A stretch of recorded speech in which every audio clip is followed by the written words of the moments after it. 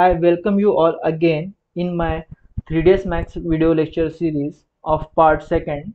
Okay. And in this video lecture series I am going to explain you each and everything about the 3ds Max software and V-Ray plugins in details. So I am request you all to watch the full video to get better understanding about the 3ds Max software and V-Ray plugin. So here I am going to start my second video regarding 3ds Max software. Okay, so friends, we previously see the basic introduction about the 3ds Max software, right? So हम लोगों ने देखा था कि brief एक short information about this main tool bar and यहाँ पे जो उसके सब टाइप्स और टोगल कीज है या जो क्रिएशन मेथड है उसके बारे में हम लोगों ने थोड़ा बहुत ओवरव्यू हम लोगों ने देखा था। वही हम लोग आज यही मेन टूल बार के जो कुछ भी यूज़ है जो हम यूज़ करने वाले हैं 3ds Max सॉफ्टवेयर में उसको हम लोग आज डिटेल में जानेंगे। Okay, so first of all in this main toolbar there are many keys और many tools are there ना। so पहला टूल क्या है कि यहाँ पे लिखा है undo और redo। ये दो टूल बहुत इम्पोर्टेंट होते हैं हमारे क्रिएशन के टाइम में। हम जब मेकिंग करते हैं या कोई भी ऑब्जेक्ट बनाते हैं तब इस redo और undo का हम लोग ज़्यादातर यूज़ करते हैं। ओके, सो और यहाँ पे कुछ आपको दिखाई दे रहा होगा कि हम लोगों ने कल डिस्कस किया था क्रिएशन एंड क्रिएशन के सब टॉपिक्स। ओके, क्रिएशन में क्या होता है, क्रिएशन में फर्स्ट है जियोमेट्री, देन यहाँ पे शेप्स है और कुछ लाइट कैमरा ऐसे कुछ और सो ऑन ऑब्जेक्ट्स है जो हम लोग आगे चल के देखने वाले हैं। सो क्रिएशन में हम लोग आज से स्टार्ट करेंगे ज्योमेट्री एंड ज्योमेट्री के सब टाइप्स। ज्योमेट्री में हमको सब टाइप्स मिलते हैं standard primitives, extended primitives, compound objects, particle system, patch grid, body objects, doors and so on. ठीक है, हम वन बाय वन करके जो कुछ भी कंपोनेंट्स है या कुछ भी ऑब्जेक्ट्स हैं हम लोग आगे चल के इन डिटेल्स देखने वाले हैं। इन क्रिएशन और उसके सब टाइप्स में आज हम लोग ऑब्जेक्ट क्रिएशन देखने वाले हैं। जो ऑब्जेक्ट क्रिएशन प्रीडिफाइंड हम लोगों को 3ds Max में मिल जाते हैं, like box, cone, sphere, geosphere, cylinder, cube, torus, pyramid, teapot and so on. ये हम लोग आज देखने वाले हैं ये कैसे हम लोग क्रिएट कर सकते हैं इन 3ds Max। ओके, सो मैंने आपको कल बताया था कि ये हम जब 3ds Max के यूजर इंटरफेस में आते हैं तो हमारे पास चार विंडोज मिल जाते हैं और व्यू पोर्ट्स मिल जाते हैं। लाइक पर्सपेक्टिव व्यू का एक व्यू पोर्ट होता है, फ्रंट व्यू पोर्ट होता है, top view port and left view port होता है। मोस्ट ऑफ दी वर्क हम लोग पर्सपेक्टिव व्यू पोर्ट में करते हैं। ओके, सो पर्सपेक्टिव व्यू पोर्ट को जूम करना है या फिर उसको मैक्सिमाइज करना है तो हम लोगों ने कल देखा था कि टू मेथड्स है। एक तो हम लोग ये प्लस आइकॉन पे क्लिक करके मैक्सिमाइज व्यू पोर्ट कर सकते हैं और इसमें ही जाके हम लोग रिस्टोर व्यू पोर्ट भी कर सकते हैं। और सेकंड मेथड है हम अल्ट प्लस W करके, first of all you have to put your cursor on this viewport, then you have to press alt plus W for maximizing this viewport। Okay, so viewport में हम लोग देख पा रहे हैं कि यहाँ पे एक ग्रिड है। ओके, ये ग्रिड पे ही मोस्ट ऑफ दी हम लोग काम करते हैं। ऐसा कुछ नहीं है कि यहीं पे होगा, हम लोग बियॉन्ड द ग्रिड भी काम करेंगे, लेकिन ग्रिड पे मोस्ट ऑफ दी हम लोग सेंटर पॉइंट रेफर करके चलते हैं। सो ग्रिड को आपको ऑन और ऑफ करना है तो उसके लिए शॉर्टकट होगा G। सो G से ग्रिड ऑफ भी होगा, जी प्रेस करेंगे तो ग्रिड वापस भी आएगा। ओके, सो हम लोग चलते हैं फर्स्ट ऑब्जेक्ट क्रिएशन की तरह। तो क्रिएशन में फर्स्ट ऑब्जेक्ट है आपका बॉक्स। ओके, सो मैं बॉक्स पे क्लिक करूंगा, देन मुझे एक कर्सर मिल गया है जो मैं यहाँ पे फर्स्ट बॉक्स क्रिएशन के लिए यहाँ पे उसके पैरामीटर्स भी मिल जाएंगे। आप जैसे ही बॉक्स लोगे यहाँ पे आपके पैरामीटर्स मिल जाएंगे। पैरामीटर्स में क्या क्या है, लेंथ, विड्थ एंड हाइट और सो ऑन। उसके फिर लेंथ सेगमेंट्स है, फिर विड्थ सेगमेंट्स है, फिर हाइट सेगमेंट्स है। ओके, सो मैं फर्स्ट ऑफ ऑल बॉक्स लूंगा। बॉक्स लेने के बाद मुझे एक कर्सर मिलेगा। सो कर्सर में मैं यहाँ पे एक फर्स्ट पॉइंट मुझे डिफाइन करना पड़ेगा। मैंने फर्स्ट पॉइंट डिफाइन किया तो यहाँ पे X Y and Z direction मुझे दिखाई दे रही है। मुझे फर्स्ट लेफ्ट साइड का जो मेरा माउस है, माउस का बटन है, वो होल्ड करके ड्रैग करना पड़ेगा। जब मैं जैसे ही ड्रैग करूंगा तो ये अपना ऑब्जेक्ट बनना चालू हो जाएगा in X and Y plane. Okay, so X and Y plane में बनेगा। फिर उसके बाद में मुझे वो फर्स्ट लेफ्ट लेफ्ट आपका जो बटन है वो छोड़ देना पड़ेगा, या फिर उसको रिलीज करके फिर अप डायरेक्शन में मुझे ये देना पड़ेगा अपना height. Okay, so up direction में हाइट देने के लिए मैं ओनली माउस को ड्रैग फॉरवर्ड और बैकवर्ड ड्रैग कर रहा हूँ। ओके, सो मैंने फॉरवर्ड ड्रैग किया तो मुझे हाइट मिल रहा है। सो ये अभी मैंने एक रफली एक क्यूब बना दिया है, जिसका जिसका मैं इसको पहले सेगमेंट्स वन वन कर देता हूँ। ओके,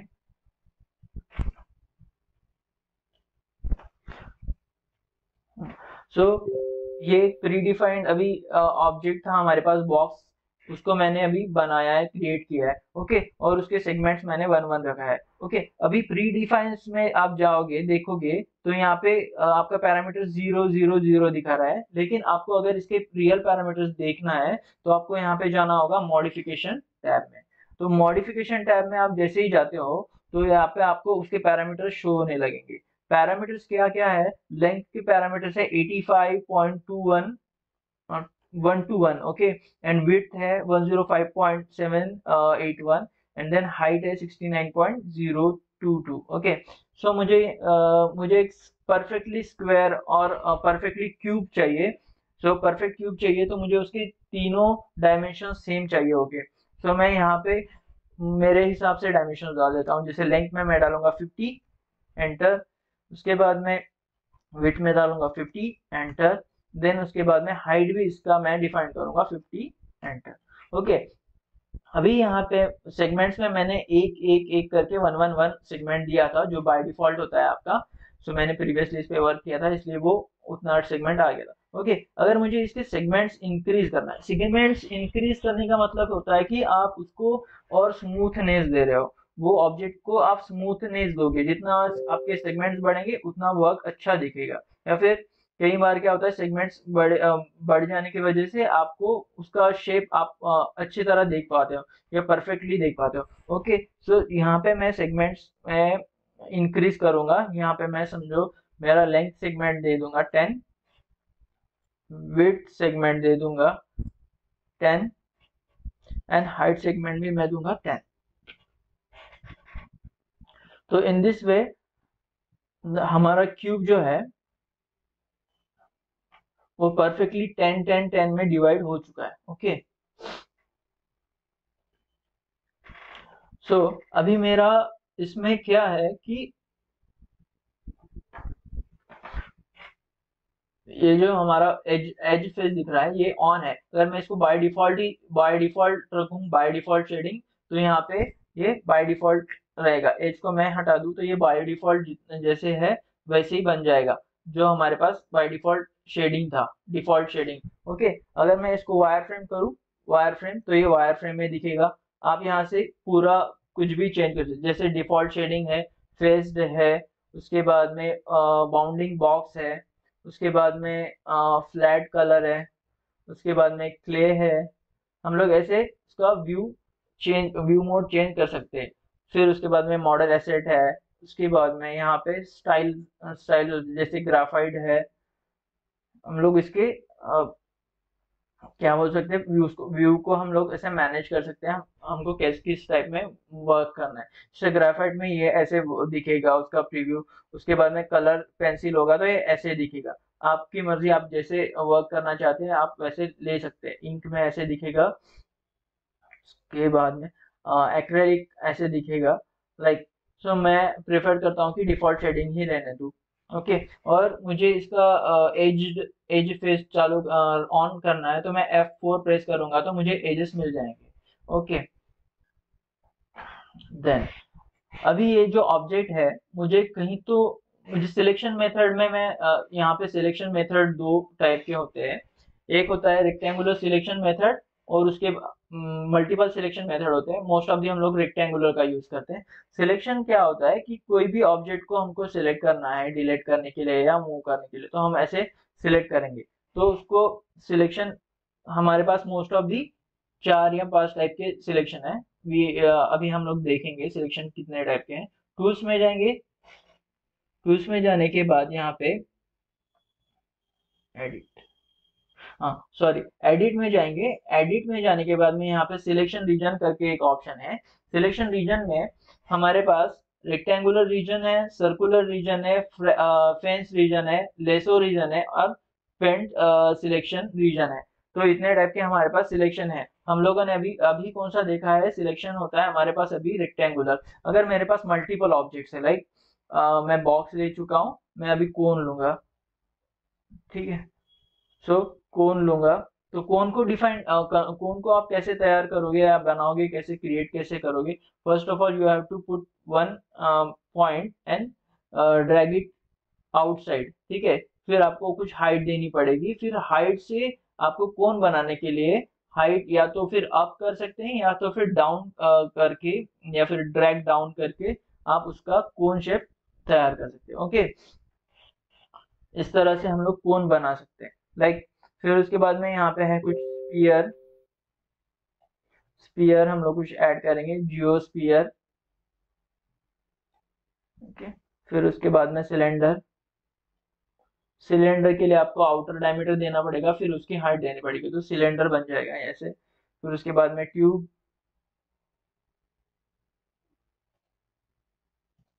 ऐसे कुछ हम लोग ट्यूब बना सकते हैं। देखिए अभी यहाँ पे सेगमेंट्स कुछ कम है, इसलिए वो ऐसे दिख रहा है। अगर हम लोग इसके सेगमेंट्स बढ़ा दे, जैसे इसके हाइट सेगमेंट और उसके बाद में कैप सेगमेंट ऐसे है, तो हम लोग इसको बढ़ा देंगे तो वो और स्मूथ होता चला जाएगा, लाइक दिस। ओके, ठीक है। तो हम लोग इस उसके कोई भी ऑब्जेक्ट के अगर हम लोग सेगमेंट्स बढ़ाते हैं तो उसका स्मूथनेस उसके साथ में बढ़ता चला जाएगा। ओके, देन ऐसे कुछ ऑब्जेक्ट्स मैंने कुछ बनाया है, जैसे ये टी पॉट। टी पॉट बनाने के लिए भी आपको पॉइंट देना पड़ेगा एंड ड्रैग आउट करना पड़ेगा, तभी ये आपके ऑब्जेक्ट्स क्रिएट होंगे। ओके, तो मैंने अभी F4 प्रेस करके उसका एज शेप हटा दिया है और ओनली अभी डिफॉल्ट शेडिंग में हम लोग काम कर रहे हैं। ओके, सो अभी इतने मल्टीपल ऑब्जेक्ट है, और अगर मैं यहाँ पे मुझे कुछ ऑब्जेक्ट सिलेक्ट करना है, अगर अगर मैं रेक्टेंगुलर रीजन मेथड लूँ, ओके, एंड मुझे पहले तो कमांड से, अभी मेरा कमांड टी पॉट के क्रिएशन में चल रहा है। अगर मुझे कमांड से बाहर जाना है तो सिलेक्ट ऑब्जेक्ट करना पड़ेगा, यहाँ से मैं उस कमांड से बाहर चला जाऊंगा। ओके, अभी मुझे क्या चाहिए कि मुझे सिलेक्ट करना है इनमें से कुछ ऑब्जेक्ट्स। ओके, अगर ये मुझे ऑब्जेक्ट सिलेक्ट करना है कुछ, तो मैं यहाँ पे जाऊंगा रेक्टेंगुलर सिलेक्शन रीजन में और मैं सिलेक्ट करने का ट्राई करूंगा। ओके, तो सिलेक्ट करने का ट्राई कर रहा हूँ जब मैं, तो वो क्या कर रहा है कि देखिए मैं इतना, ये दो ऑब्जेक्ट मुझे सिलेक्ट करना है, ये दो, जैसे ट्रिपॉड एंड सिलेंडर मुझे सिलेक्ट करना है, तो मैं सिलेक्ट करने का ट्राई कर रहा हूँ, लेकिन वो क्या हो रहा है कि ये रेक्टेंगुलर सेक्शन ने कुछ रेक्टेंगुलर सिलेक्शन में पार्शियली सिलेक्टेड ये जियोस्फीयर भी हुआ था। सो वो पार्शियली सिलेक्ट होने की वजह से फुल्ली सिलेक्टेड हो गया, लेकिन मुझे दिक्कत आ रही है कि मुझे ओनली ये दो ही ऑब्जेक्ट सिलेक्ट करना है। तो मुझे दिक्कत आ रही है कौन से सिलेक्शन मेथड में, ये रेक्टेंगुलर सिलेक्शन मेथड में। मैं फिर से ट्राई करता हूँ। अगर अगर मैंने रेक्टेंगुलर सिलेक्शन मेथड लिया है, अगर मैं ट्राई कर रहा हूँ कि ये दोनों ही आए मेरे फ्रेम में या फिर मेरे सिलेक्शन मेथड में, तो मैं ट्राई कर रहा हूँ, लेकिन मैं पार्शियली, साथ ही में पार्शियली जियोस्फीयर भी सिलेक्ट हो रहा है। सो वो जियोस्फीयर जैसे ही पार्शियली सिलेक्ट हुआ था तो वो फुल्ली सिलेक्ट हो जाएगा। ओके, अगर मैं डिलीट कर दूं इन चीजों को तो ये डिलीट हो जाएगा सिलेक्ट होके। ओके, लेकिन मुझे ऐसा नहीं चाहिए, मुझे ये दोनों क्रिटिकल मेथड में मुझे ये दोनों सिलेक्ट करना है। ओके, तो मैं क्या करूंगा, यहाँ पे मैं उसका स्टाइल चेंज कर डालूंगा। जैसे अभी पहले था रेक्टेंगुलर, अभी मैं कुछ लूंगा ये क्या टाइप था ये, सिलेक्शन मेथड में जाके हम लोग देखेंगे। सिलेक्शन रीजन में जो फेंस रीजन है ना, मैं वो लूंगा। ओके, अगर मैं ये फेंच रीजन ले रहा हूँ, ओके, फॉर सिलेक्शन, तो मैं अभी टॉप व्यू में जाके देखूं। सो यहाँ पे समझो ये क्रिटिकल सेक्शन है। अगर मुझे ये ये सारे इतने सारे ऑब्जेक्ट्स में से बस ये तीनों तीनों ऑब्जेक्ट चाहिए, या ये वाले तीन ऑब्जेक्ट चाहिए मुझे ऐसे सिलेक्ट करने के लिए, तो मैं जाऊंगा यहाँ पे फेंच सिलेक्शन रीजन में और यहाँ पे जाके मैं क्लिक करूंगा। फर्स्ट ऑफ ऑल मुझे कोई तो बाउंड्री देना पड़ेगा, जैसे ये ये ऐसे करके मैं कुछ बाउंड्री दूंगा। कुछ कुछ चीज़ों को अवॉइड करके मुझे चलना है, तो मैं ऐसे बाउंड्री बनाते हुए चलूंगा और फाइनली इसको ज्वाइन कर दूंगा। ओके, तो जैसे ही मैं ज्वाइन करूंगा तो ये जो चार चीजें हैं ओनली वही सिलेक्ट हुए, बाकी के नहीं हुए। तो इस तरह हम लोग क्या कर सकते हैं कि जो जिसका सिलेक्शन हमें चाहिए वही हम सिलेक्ट करेंगे और बाकी की चीजों को अवॉइड करेंगे। In this way we can select all the objects ना। मुझे जो चाहिए, मुझे वही, जो मुझे ऑब्जेक्ट चाहिए थे वही मैं सिलेक्ट करूंगा। In this way we are selecting only selected objects. Okay, then अगर मुझे ये ऑब्जेक्ट को मूव कराना है कहीं, तो मुझे ये ऑब्जेक्ट को मूव कराना है, तो मैं क्या करूंगा कि साइड में ही एक ऑप्शन है move selection, move option. Okay, तो ये मूव ऑप्शन को मैं तीन तरीके से मूव कर सकता हूँ, ये ऑब्जेक्ट को मैं तीन तरीके से मूव कर सकता हूँ। एक तो वाई डायरेक्शन में मूव होगा, ये वाई ये वाई डायरेक्शन में मूव होगा, एक्स डायरेक्शन में भी मूव होगा एंड जेड डायरेक्शन में भी मूव होगा। आप देख पा रहे हो, तो ये जेड डायरेक्शन में मूव होगा। हाँ, एंड हम लोग अगर इस ऑब्जेक्ट को मूव कर रहे हैं और ये जो आपको दिख रहा है ये ऐसे मूव हो रहा है, इसको हम लोग ऑर्बिट बोलते हैं। ये ऑर्बिट करने के लिए आपको क्या करना पड़ेगा, middle mouse button, middle mouse जो आपका स्क्रोलिंग बटन होता है वो प्लस अल्ट दबा के आपको, अगर आप ड्रैग करते हो तो आपको ऑर्बिट मिलेगा।